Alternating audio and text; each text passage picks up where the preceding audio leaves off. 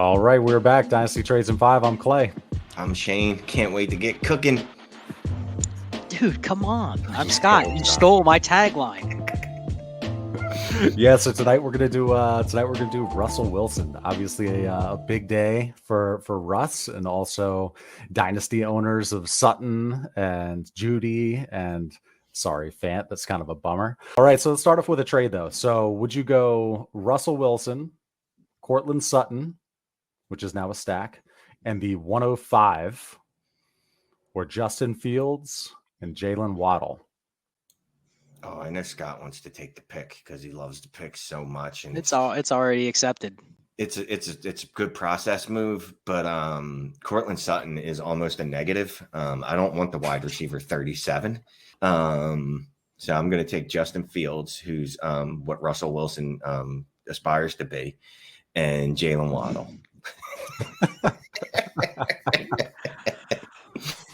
It's a good trade. It's a good square trade. I think if I look at the two pieces independently, I think you can really get some money if you can move.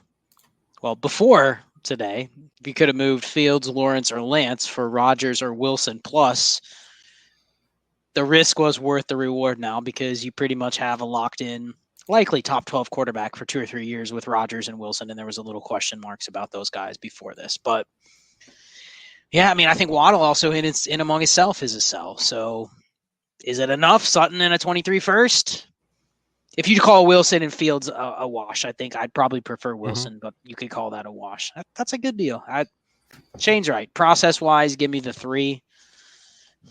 Can I get more for Waddle, I guess would be my question. Can I get 2 firsts for him? If I can, then I might do that and then just try to do a Fields for Wilson deal and forget all the other stuff. Yeah, so if you're new to the channel, welcome. We do a few different types of shows here on Trades in 5, no longer 5 minutes. Player profile, strategy shows, and trade shows. And tonight we're going to be doing a player profile on Russell Wilson. So Scott, you're a big Russ fan. Start us off. What's he going to be in Denver? Well, I mean, yes, I am a big Russ fan, and this is a day to rejoice. He's been traded. I think right now, if you had to go through my quarterback tiers, I don't do rankings, but I do tier quarterbacks. So if I'm looking at these pivot trades, we're always trying to discuss, okay, this guy may be not valued in this tier, but I can see him being in this tier. So can I take the added bonus on top, whatever I'm going to get?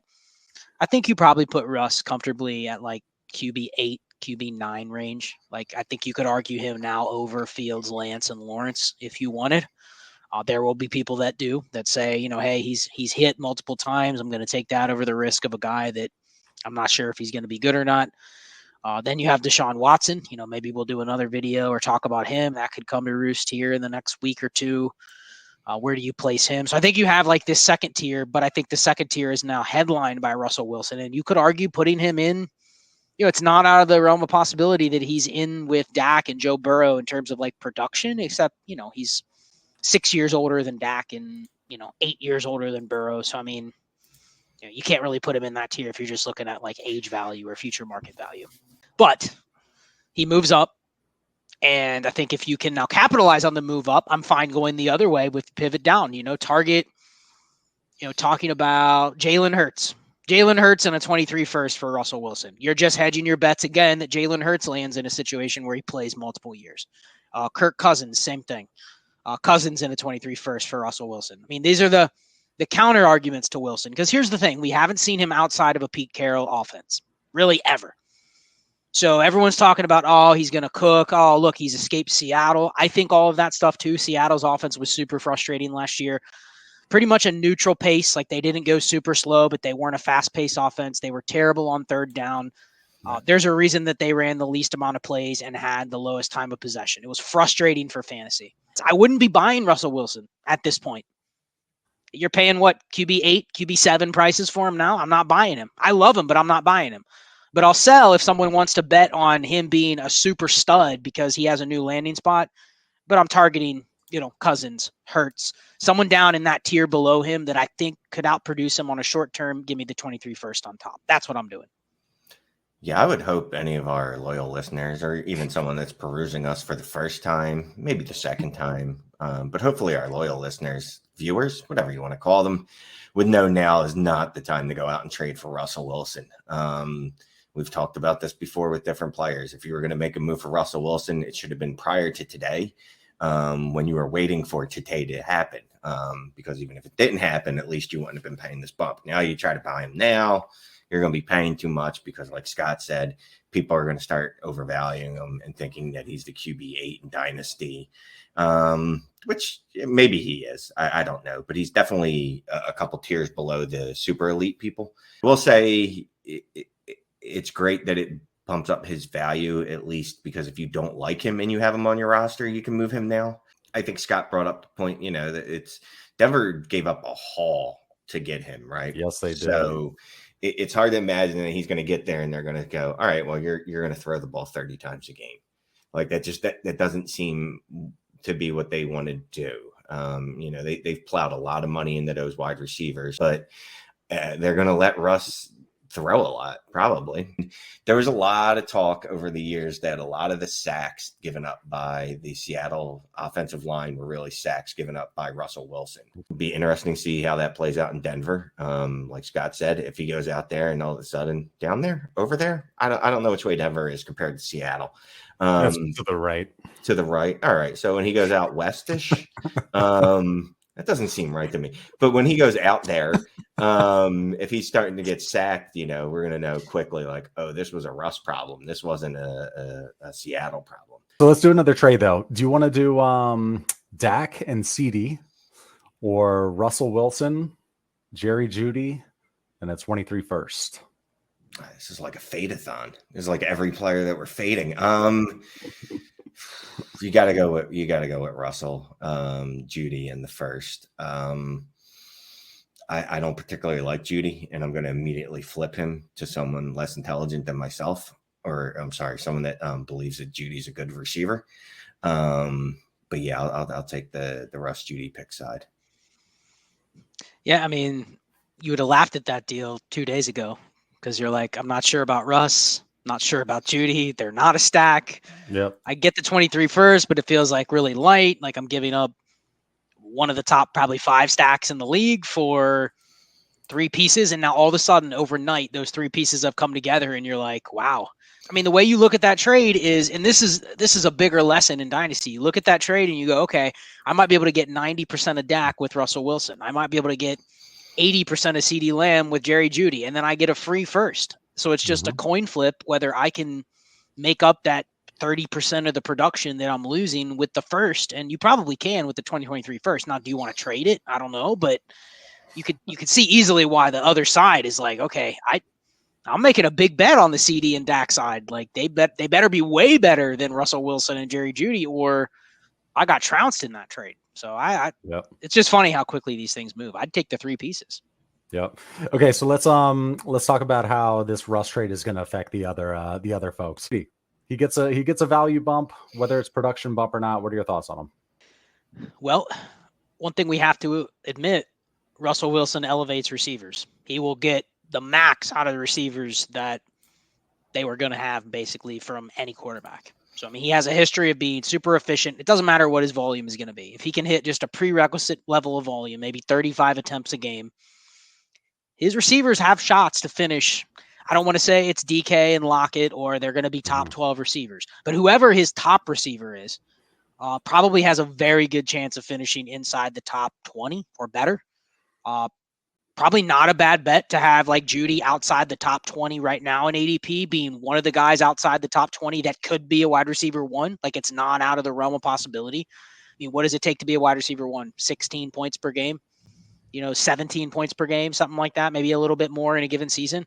So, I mean, that's not crazy. I think the issue is going to be you have a little bit of additional probably target spreading that will be there in Denver. I mean, Tim Patrick will be there. So Patrick versus Sutton. I would tend to think Sutton will get all the buzz, but Tim Patrick might be the one you want to buy and almost trade off Sutton and get Patrick plus. I think you have to look at all their weapons as they're all going to get almost maximized to what their fantasy production could be. We could sit here and say, oh, they don't throw 700 times, or sure, if they're in a Patrick Mahomes offense or a Tom Brady offense, okay, they might get more. But there's really not a better place for the weapons now. So I'm kind of just in on everybody, but I'm also willing to, like, I'll sell Jeudy for a 23 first, right? That would have been a joke to be able to get him, get a first for him.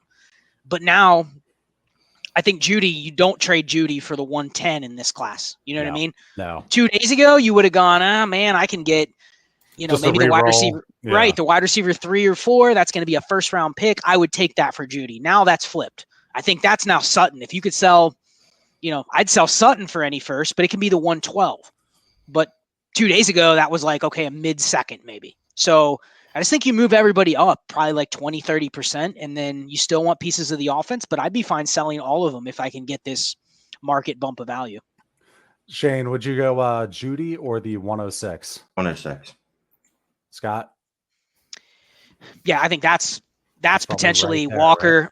Yeah, that's potentially the RB2, top 3 quarterback, or the wide receiver 1. I think you re-roll Jeudy for that. Probably 109, 110 range is where I'd be like, it's neutral to me. Yeah. On the flip side of that, if someone were like, well, I'll give you Jeudy for the 110, well, then I jump on that because I'd go, all right, well, I might be completely wrong on Jeudy, and the 110 is right about where I'd be willing to gamble on that. Probably the 109, like Scott said.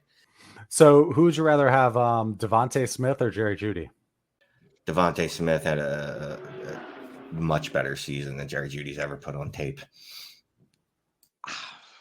Devontae Smith is like twice his age. That's a coin flip. That's a coin flip. I think I would take Jeudy. Coin flip.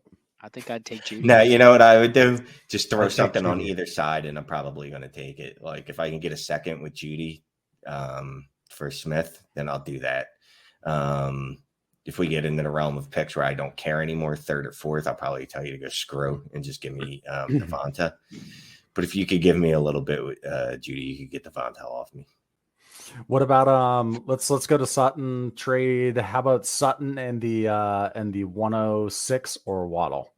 Waddle. Yeah, I agree with that. Sutton to me still feels like I don't see. I could be wrong, right? I think the community's fairly down on him, even with this bounce that we're expecting him to have. I think people are going to look at the stats and realize that he's the 3rd best receiver on that team, and possibly the 4th best pass catching weapon after Albert I'm not going to say his name, and maybe the 5th after Javonte Williams. And if Melgo comes back, maybe he's the 6th best option on that offense. I think with Sutton, you have to remember one thing, that Sutton probably is a guy that's going to have to live off of downfield plays and touchdowns, which works great with Russell Wilson. Yeah. But don't be shocked if you look up and he only has 68 catches in a season. He's not going to be a guy that can have. I mean, Tyler Lockett put up a couple 90+ catch seasons. Like that's what I think Jeudy could be.